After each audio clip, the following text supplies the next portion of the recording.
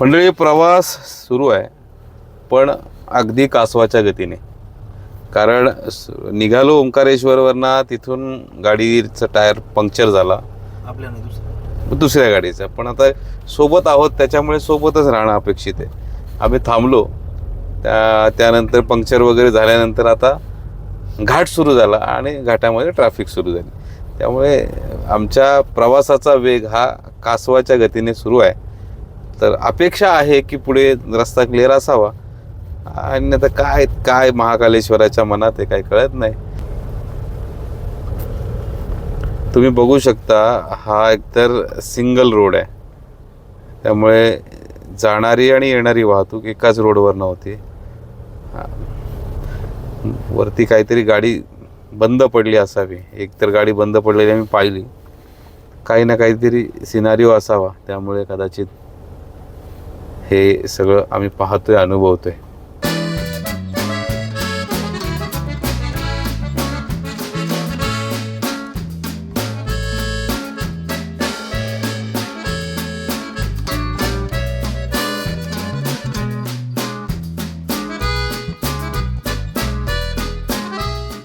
तर मंडळी, फायनली आपण उज्जैन येथे पोहोचलेलो आहे आणि तिथून नुकताच गेटमधून प्रवेश केला आणि आपले पासेस पण घेतलेले आहेत. पुढे जाऊन मग मंदिरामध्ये प्रवेश करणार आहोत.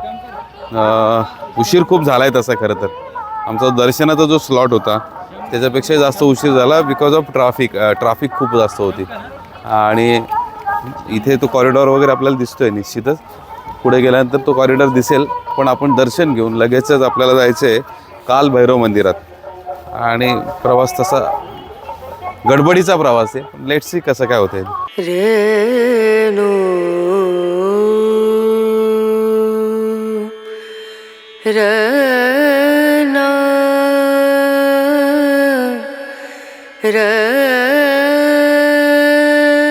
अखेर शंखद्वार जिथे आहे ना, तिथे आम्ही येऊन पोचलो आहे. आणि इथे आमचे ते पासेस जे आहेत ते स्कॅन होणार आहेत आणि सोबत मे बी एखादा असिस्टंट दिला जाईल असं वाटतंय. But let's see. उशीर तर खूप झाला आहे, दर्शनी तेवढं फास्ट झालं पाहिजे. दीम दूम दना दीम दना दीम दूम दना दीम दना दीम दूम दना दीम दूम दना दीम दना उदनी दनी दना दना उदनी दनी. फायनली आपलं दर्शन झालेलं आहे आणि खूप सुंदर असं दर्शन झालेलं आहे. अवघ्या मे बी एक 5 मिनिटामध्ये दर्शन झालं असेल. प्रसादजी, आपल्या दर्शनाला साधारण किती वेळ लागला असेल? साधारण 5 ते 10 मिनिटं. 5 ते 10 मिनिटं. नाही, 5 नाही 10 मिनिटं नाही, अवघ्या 5 मिनिटात दर्शन झालं. बाकी गर्दी बरीचशी आहे, पण दर्शन अद्भुत झालं आणि फार कमी वेळामध्ये दर्शन. आणि बराच वेळ आम्हाला तिथं उभं राहता आलं. मंदिर परिसर आता थोडंसं फिरतो आणि लगेच काल भैरवाचं दर्शन घ्यायला जाणार आहोत, कारण पुढचा प्रवास बराचसा बाकी आहे. तर बघूया, काल भैरवाच्या दर्शनाला जाऊया आता.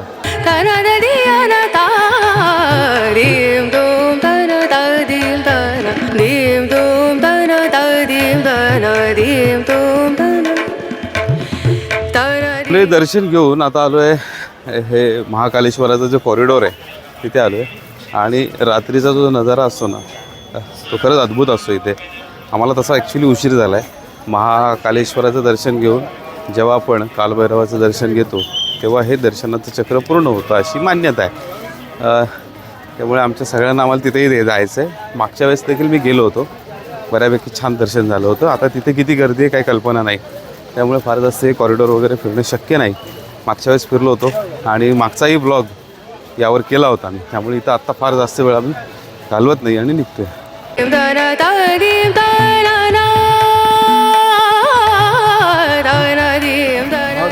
महाकालेश्वराचं हे सुंदर असं कॉरिडॉर.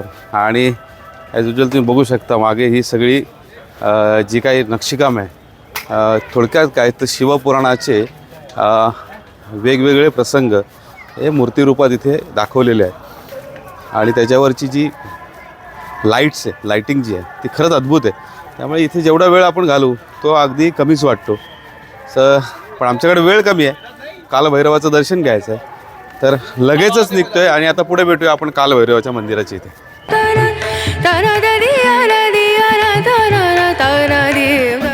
तर मंडळी, आपण महाकालेश्वराचं दर्शन घेऊन कालभैरवाचं दर्शन घ्यायला आलो. पण इथे आल्यानंतर आम्ही परिस्थिती पाहिली, साधारण एक 4 तासाचं वेटिंग होतं आणि इथे काय आपली विशेष अशी व्यवस्था नव्हती. त्यामुळे आम्ही इथले कळस दर्शन घेतलं. आमच्यातले काही 2-3 मंडळींनी ज्यांचं इत्तापर्यंतचं दर्शन झालं नव्हतं तर त्यांनी आतमध्ये जाऊन विशेष दर्शन घेतलं. पण त्यासाठी एक वेगळी यंत्रणा लावावी लागली आणि इथली गर्दी आणि सगळं पाहता आम्हाला असं जवळपास दिसत होतं की 3-4 तास आपल्याला इथे जात आहेत. तर फायनली आम्ही कळसाचं दर्शन घेतलं आहे आणि आता इथून आम्ही निघणार आहोत ते म्हणजे परतीच्या प्रवासाला, अर्थात आम्ही घराच्या दिशेला मुंबईच्या दिशेला निघणार आहोत. तर पुरीमध्ये कुठेतरी जेवणाची व्यवस्था बघून आणि मग तो प्रवास पुढचा रात्रभर चालू राहील.